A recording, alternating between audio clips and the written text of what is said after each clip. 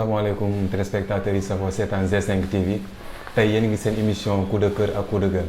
coup de cœur ak coup de gueule boo ko déggee dafa nekk émission bi nga xam ne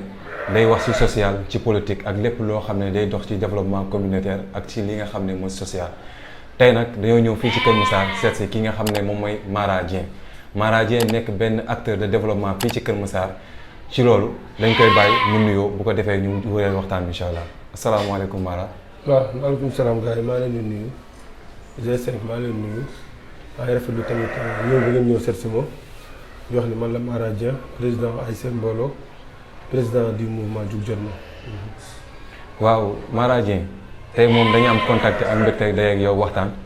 ndaxte tey mënoo ne tey Kër Massar zone de recasement te doo wax Mara Dieng ñu bëri nag ñu ngi naaj kan mooy Mara Dieng est-ce que tey mën nañoo xam kan mooy Mara Dieng. waaw Mara Dieng moom c'est un jeune dëkk ci gox bi parce que ñoo fi depuis 2009 créé fi ASC bi en 2015 yàlla def ñuy dox ak moom boobu ba léegi nekk tamit ndaw di tamit yëngu ci wàllu social nekk tamit acteur de développement nekk tamit jeune boo xamante ne daal moo ngi yëngu ci sport loolu la quoi. waaw est-ce que mën nañ xam Mara Dieng fu mu jàngee parce que tey mën nañ ne Mara Dieng tey mu ngi occupé benn place bu important fii nga xam ne mooy suñu dëkk liggéey bi jarul moo koy wax mais fan la Mara Dieng jàngee ak nan la def ba am diplôme yi mu jot a am tey ba gars yi reconnaître ne kii mu ngi def liggéey bu am solo ci fu muy liggéey. waaw Mara Dieng moom je pense que fi ma jàngee sama première école primaire mu ngi nekk Munkurung Kamala nekk Diamaguène en fait mu jógee foofu ci laa dem Renaissance ODCP fa laa jàngee fa laa amee sama bac en 2008 en 2008 ma jógee foofu ma dem université fa laa defee sama cursus bu am sama licence en 2015 ma dugg ISEC comme formation 2 ans ma fa laa soutenir sama mémoire en transport logistique. di wax macha allah ISEC boobu mu tudd man je peux dire que fa laa jàngee te fa laa jàngee actuellement di leen jaajëfal aussi di nuyuwaale sama camarade de classe yi nga xam ne voilà ñoom ñu ngi muy suivre. waaw Mara Dieng tey gis nañu yaa ngi dox ci développement ci sa localité te tey ñu ne Mara Dieng aussi moom moo nekk président ASC Mbooloo jëlee ko fu metti même pas 2 ans mu yóbbu ko final ak yenn résultats yu mu jot a def ci localité est-ce que tey Mara Dieng dafa yem ci stade bi kii ci wàllu football kese sport wala Mara Dieng day yëngu ci wàllu li nga xam ne moom mooy politique. waaw d'accord je pense que ci sport lañ njëkkee parce que tey bu ñëpp xamee ci Kër Massar sport lañ xamee boo gisee ASC Mbooloo bañ ko créé en 2015 ba léegi yàlla mu ngi suturaal ànd ak gars yi nga xamante ne ñoo fi nekk ñoom Birane Diego staff bi ñoom Matar ñoom Laay gars yëpp daal loolu tamit ñooñu la ñu àndal di liggéey ba léegi ñoom famu yàlla mu ngi suturaal ba mu jógee foofu nag ci laa ne comme par exemple j'ai fait 10 ans présidence ASC Mbooloo ma ne pourquoi pas ma jéem a xool beneen pas objectif sax mais yokkute quoi loo xamante ni tey ñëpp dina ci mën a jariñu toute la zone et quartier yi ko wër pour ci wàllu dugg ci wàllu politique pour mën a xool nan la ñuy def pour mën a jàppale suñu gox gën a jàppale tamit jeunesse bu nekk suñu gox moo tax moom ñu gën a jox ambition pour ñu dugg ci politique bi pour ñu mën a jàppale jeunes yi ndaw ñi seen liggéey yi jàppale tamit suñu yaay yi jàppale tamit suñu papa yi nga xamante ni ñoo nekk ci gox bi yëpp ak li ko wër ci Kër Massar bi. kon bu ñu la déggee bu baax kon yow da nga bëgg a wax ni candidat nga ci élection locale yi di ñëw. waaw candidat élection locale de janvier 2022 yi je suis dans une coalition avec comme leader Abdourahmane Leye moom il est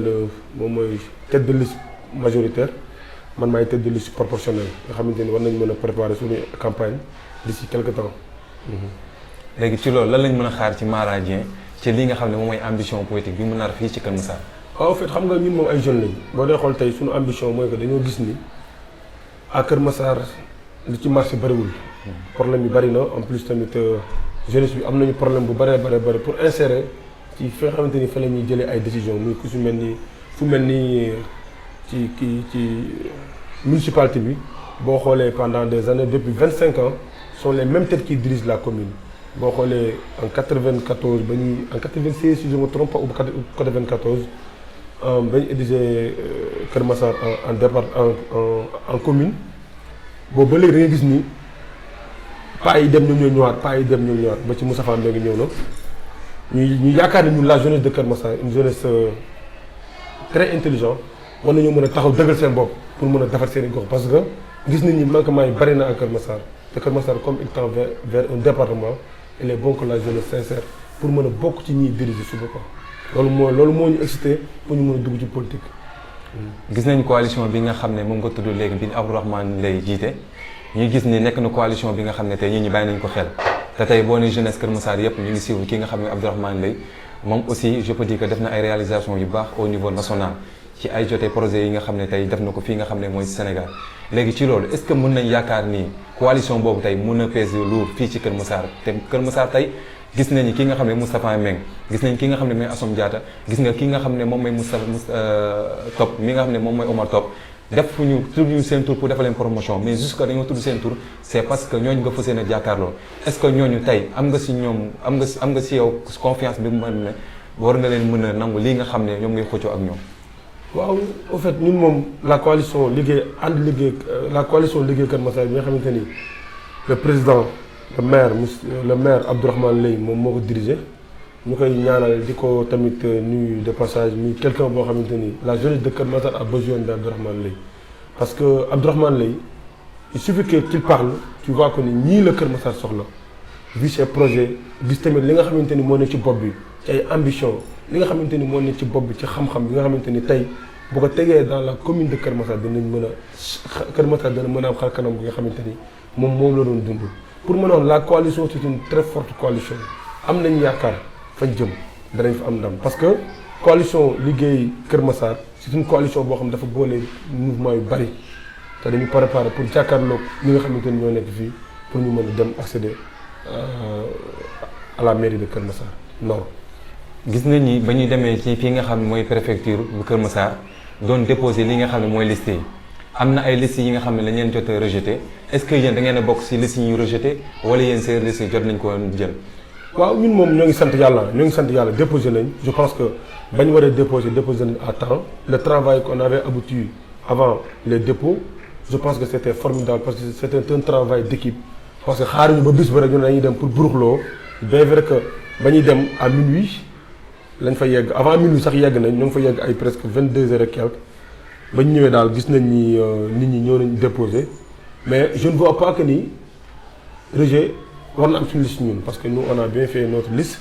et que sant nañ yàlla tamit bu baax tamit am nañ ci yaakaar bu baax ni yàlla dinañ suutoral ba ñu bokk ci élection yi ren ci kàttanu yàlla. waaw gis nga boo demee fii nga xam ne moom mooy fii nga xam ne mooy Dakar ak ay régions yu bari dañuy gis ne am ay yenn liste yi nga xam ne dañ koy rejeté li ci mel ni mooy defar sa gox bi nga xam ne tey am na ay jeunes yi nga xam ne tey dañoo demoon déposer seen liste ñu rejeté ko ak Bougane Gueye Dany mi nga xam ne moom mooy jiite coalition gëm sa bopp dañoo rejeté li nga xam ne mooy seen liste bi nga xam ne moom moo nekk fii ci Dakar léegi yow ban appréciation nga ciy am ak noo ko gisee ni ba xam vous êtes tout à fait d'accord avec eux wala ñoom aussi ñoo matal charte yi loolu moo tax ñu war a rejeté seen kii wala.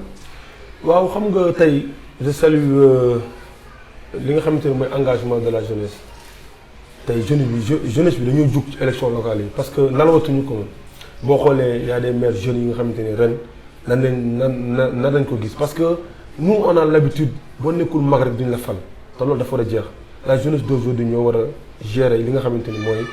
les bienfaits des populations quoi parce que tey boo xoolee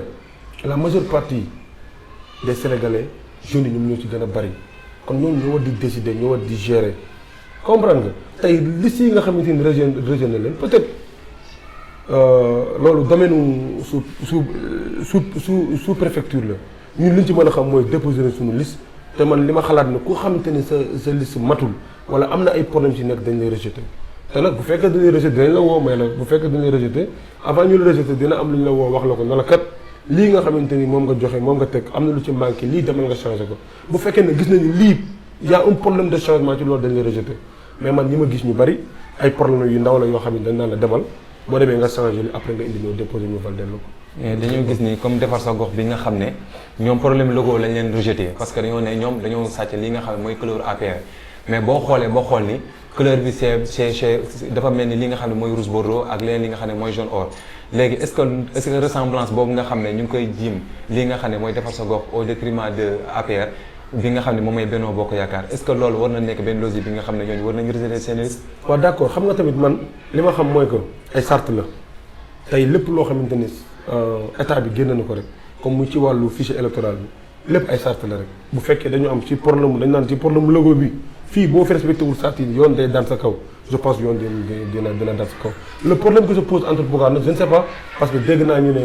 registré nañu ay lycées yu bëri kooku nag c'est entre Bougane et l'État du Sénégal je ne sais pas nag parce que lépp loo xamante ni awma ci ay informations yu leer du mu ci mën a wax lu bëri mais vu que tey mënuñu je ne pense pas que ni dinañ jël Bougane mettre ko au détriment des autres wala ñu jël Bougane nar ko xañ nii parce que lii mooy ay droit wala lii ak lii ak lii man gisee ma foofu fi ma gisee mooy que bu fekkee liste bi baax na dinañ ko accepter et que je ne pense pas que ni liste Bougane yi nekk Sénégal yëpp lañu rejeté parce que parfois am na ñoo xam ne dañuy bëgg jël récépissé pour jël récépissé dañuy bëgg dem élection pour dem élection tey yi nga xamante ni moo lay war def lépp matul kon nag nañ bàyyi xel ni tey bu fekkee da nga bëgg a def da nga bëgg a déposer sa candidature il faut que lépp li nga xamante ne muy sart yi wax nañ ko il faut nga respecté ko boo ko respecté wul gars dañ lay daal c'est ça man foofu laa gisee quoi. xam naa dañuy ñëwaat fii ci Kër Massar. ndaxte tey boo ne Kër Massar tey nekk na deuxième ville le plus populaire après Touba booy xool ci li nga xam ne investigation yi ñu jot a am léegi nag Mara yaa ngi jëm ci fii nga xam ne moom mooy élection locale léegi waa Kër Massar lan lañ mën a xaar ci yow ak yan perspective nga yaakaar ni lii boo jotee Kër Massar di nga ko si def. waaw Kër Massar moom problème yi bari na Kër Massar boo gisee on a des problèmes d'infrastructure Kër Massar on a des problèmes d'inondation Kër Massar on a des problèmes d'emploi surtout au niveau des jeunes Kër Massar am na ay problèmes yoo xamante ni tey boo ko doon leen fi suba dafa surtout problème inondation problème d'infrastructure comme su mel ne ay hôpital yu baax comme tribunal mais bien vrai que Kër Massar tend vers un département espérons que loolu dana fi ñëw mais boo xoolee ñun côté bi mu dëkk muy zone de recasement nous avons des problèmes énormes parce que mënuñu jege Mbour si ba pare amuñu poste de santé loolu moom mooy suñu xeex bu njëkk tey ñun bu ñu yàlla dimbaloon ba ñu mën a bañ jege ci maire bi ba ñuy nekk ci maire bi danañ mën a defal Kër Massar li nga xamante ne lu am solo la surtout fi nga xamante ni mooy zone de recasement fi ñu dëkk parce que boo xoolee vu que environnement bi ñu dëkk rek dafa xaw a métti y a pas de sécurité def nañ fi poste de def nañ fi police centrale mais ba léegi ubbeeguñ ko installé nañ lamp yi mais ba léegi amul benn lampe buñ taal ñun loolu mooy suñu combat quoi loolu mooy suñu xeex parce que gis nañ ni ñun dañoo bàyyi ginnaaw de trop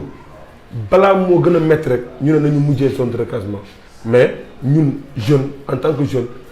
ñoo ngi préparer suñu avenir ñoo ngi préparer suñu localité nga xamante ni suba bu ñu yàlla dimbalee ba ñu gagné élection yi danañ mën a defar zone de recasement ak quartier ko wër yëpp ak toute la population de Kër Massar mën ci gis seen bopp.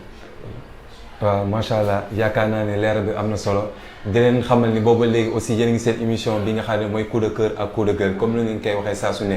tey nag ba tey ñu ngi suñu invité bi nga xam ne moom mooy Mara Dieng yaakaar naa ni mu jot a wax dégg ngeen ko dañ koy may mu souffle tuuti peut-être questions yi ñooy tegloo te day baax aussi des fois voilà nga may ko aussi tuuti mu am tuuti aperçu ba tey sotti ko mu mën a ñëwaat tuuti di leen xamal ni aussi booba léegi aussi yéen ngi seen émission coup de cœur ak coup de gueule coup de cœur ak coup de gueule boo ko déggee que ne émission bi nga xam ne tey dañuy dem seet ay notable dañuy dem seet ay ñi nga xam ne ay développement communautaire lañ seen wàllu localité seet si nañ ki nga xam ne moom mooy Mara Dieng am nañ ñenn ñoo xam ne aussi dem nañ leen laajte avant ñoo ñëw jàkkaarloo ak moom gis nañ ni tamit moom nit bénévole aussi def ay actions yi nga bëri te moom bëggul muy feeñ léegi bëgg nañ aussi jël ko laaj ko lu waral lu tax muy def lu baax ba pare moom bëggul gars yi di ko fësal di ko wane lu waral loolu. waaw d'accord man je suis jeune ah je pense que tey jeune là acteur de développement là en plus tamit nit laa boo xamante ni damay yëngu ci wàllu social parce que dama ko doonu parce que boo ñëwee ci zone bu mel nii da nga war a dimbal nit ñi fi nekk bien vrai que am ñu lu bari mais lu ñu am ñoo koy bokk ak la population. bu ñu yëgee nit feebar ni danañ dem seeti ko bu ñu yëgee dese am na danañ fa dem bu ñu yëgee ni problème am na danañ dem taxaw ci parce que loolu la ñuy jàngate loolu mooy suñu objectif bien vrai que du man rek parce que dama ànd ak ay nit nekk ci gox bi muy ñi nga xamante ni fu ma jógee ñu jug kon tamit loolu moo ma gën a excité bëgg ni lépp loo xamante ni nit wax nañ ma ko rek dinaa ànd ak samay nit dem fa taxaw fa te tamit loolu je pense que dafa war nit ñëpp parce que nit boo nekkee ci gox yàlla dimbali la nga am jàmm war ngaa mën a yéene ñëpp jàmm. macha allah loolu aussi leer na di wax ni am na ñenn ñoo xam ne aussi dañoo for ci weewu béy ñu ne Mara Dieng dafa nekk nit bi nga xam ne tey def lu baax waaye bëgguñu koy fësal man damaa ne pourquoi pas mu koy fësal ndaxte tey dañoo nekk si réew bi nga xam ne tey booy def lu baax da nga ko war a fësal ba te sotti que ñeneen ñi nga xam ne bëgg nañ def lu baax ni yow bu ñu ko gisee dana leen jofal kon dañ lay ñaax aussi beneen yoon booy def lu baax nga jëm koo fësal parce que dañoo nekk ci réewu politique te Olof Njaay dafa naan ku def lu baax ku nekk day mérito payoor bu ko defee beneen yoon aussi la nga ci nga bàyyi ci xel def man nag bëgg naa xam Mara Dieng tey est-ce que tey pare nga pour porter le combat bi nga xam ne jeunesse Kër Massar dañ ko yàgg porter muy Mbëbës bi nga xam ne yàgg nañ ko taxaw muy Mbëbës dégage ndax question bi ma yóbbante la ñu ne est-ce que tey Mbëbës dégage boobu tey boo demee ba nekk maire tey fii ci Kër Massar est-ce que di nga pare tey lancé wu ci combat boobu parce que pollution bi bëri na ensuite des fois bu seddaay ñëw dañuy gis ni xale yu bëri dañuy feebar asthme yeeg lu bëri saxaar bi da leen sonal est-ce que tey combat boobu pare nga pour porter ko pour la jeunesse massaroise. waaw en fait xam nga tey Mbëbës moom li ñu mën a wax rek mënatul bouger comme président a déjà investi beaucoup de milliards li ñu mën a def mooy xool nan lay jeunesse bi nga xamante ni ñoo dëkk zone de dégagement Kër Massar mën cee liggéey parce que tamit fu 160 milliards génn pour ñu defaraat ko réfectionné ko ba pare mu doon loo xamante ni ku nekk mën na ci liggéey ñun suñu combat mooy que jeunesse bi dafa mën a liggéey dafa mën a am dara Mbëbës moom fu mu nekk nii xalaatuñu pour mu dem mais dañoo xalaat pour ñu def ko transformation changer lépp li nga xamante ni pollution dootul am problème du amati te loolu nag comme président teg na première pierre dañ koy ñaan mu ñëw tamit yeggali ko ndax liggéey bi gaaw parce que boo xoolee fii boo xoolee ñun ñooy zone bi ëpp ñuy feebar problème tuberculose ak problème asthme kon li ko war a mooy Mbëbës mi ñoo ngi waat son excellence monsieur Macky Sall mu ñëw tamit li nga xamante ni def na ko fi ñoo ngi koy rafetlu tamit parce que quoi qu'on puisse dire Mbëbës président yi fi jaar bari na mais moom moo am vision na da koy defar ba nga xamante ni dootu am di pollution te dinañ fa mën a tamit def loo xamante ni Sénégal dinañ ci mën a gis boppam quoi ak Kër Massar. waaw dañ leen laaj ban appel ngay lancé ñii nga xam ne par exemple dañoo jàpp ne Covid jeex na ndaxte gisoon nañ ba Covid gënee am sonal li nga xam ne askanu Kër Massar fii ci Kër Massar lancé woon nga benn journée bi nga xam ne da nga ko defoon sensibilisation en même temps nga doon maye ay dons léegi nag dañ lay laaj lan nga mën a lancer appel pour la jeunesse massaroise ñu bàyyi xel ni ba tey Covid baa ngi ñëw malgré élection locale yaa ngi ñëw. waaw man li may lancer mooy la ma doon lancer rek je pense que tey feebar bi duggoon na fi te alhamdulilah mu ngi wàññi ko bu baax a baax mais na nit ñi gën a respecter les mesures barrières tamit dem na rek wàññeeku na rek teewul ñu jeex na parce que ñëw nañ fi ba 3e vague kon yàlla ñoo ngi sant yàlla bu baax ba mu fi yamee ba mu fi wàññeeku bu baax a baax a baax te tamit gën a ñaax ñi nga xam la population sénégalaise pour ñu gën a tamit maytu parce que tamit bu fi duggaatee dara ñu gën a sonal parce que boo gisee nit ñaa ngi dund nit ñaa ngi dem def seen activité te bu fi duggaatee rek ñu ñëpp ñooy toogaat bu ko defee économie bi day gën a wàcc te loolu tamit baaxul ci réew c'est ça. ok puisque l'émission tire à sa fin bu ko defee wala da ngay tàggatoo rek après bu ko defee nga joxe ce mot de la fin ñu jéem a koy ci leen. waaw man maa ngi leen di sant bu baax maa ngi sant G5 di sant tey ñi nga xam ne ñoo ma seet si di sant le mouvement Jug Jot Na ak ñi mu àndal ñëpp tout le bureau di sant tamit la coalition liggéey Kër Massar Abdourahmane Lay moo ko jiite di gërëm toute l'ASC Mbooloo ak sama gars yi xam ñoom lay àndal nekk ci terrain bi di leen wax élection yi lañ jëm ñoo ngi ñaan di woo toutes les populations yi nga xam ñoo nekk ci Sénégal surtout celles qui sont dans la commune de Kër Massar élection yi day jàll benn jour la et que ñu wootee jàmm na yàlla na ci jàmm sax ba bu ko defee ñëpp ñi nga xam ñoo déposé war a dem élection yàlla may leen ñu fekk ko tal ko te ñi nga xamante ni ñooy voté ñu leen di ñaan ñu dem voté ji en masse parce que élection locale du élection présidentielle élection locale du élection législative élection gox-goxaat la kon pour nga dem voté ji mooy tax sa quartier baax ñuy ñaan nag waa zone de recasement jàppale seen i doom jàppale ñi nga xamante ni ñoom ñooy dem ci coalition liggéey Kër Massar Abdourahmane Lay jiite ko ànd ak le mouvement Jug Jot Na président Mara Dieng di ñaan yàlla may ndam lu sedd guy wasalaam. waaw bu ko defee ñu tàggatoo ñu remercier ñi nga xam ñoo nekkoon si réseau yi ki nga xam ne moom mooy Ngiraan mi yoroon wàllu carreleur bi ak ki nga xam ne moom mooy Ndiol ñu ngi tudd Daouda ak ki nga xam ne mooy Diarra rawatina ki nga xam ne mooy Kolodio sans plus tarder aussi ñu bañ a fàtte ki nga xam ne moom mooy Awa ak Doumbouya mi nekkoon ci ginnaaw ndax lii bu yembee yëpp ñoom ñoo ko waral di remercier di leen dox dig daje ci beneen prochaine ak ci beneen numéro incha allah. jërëjëf.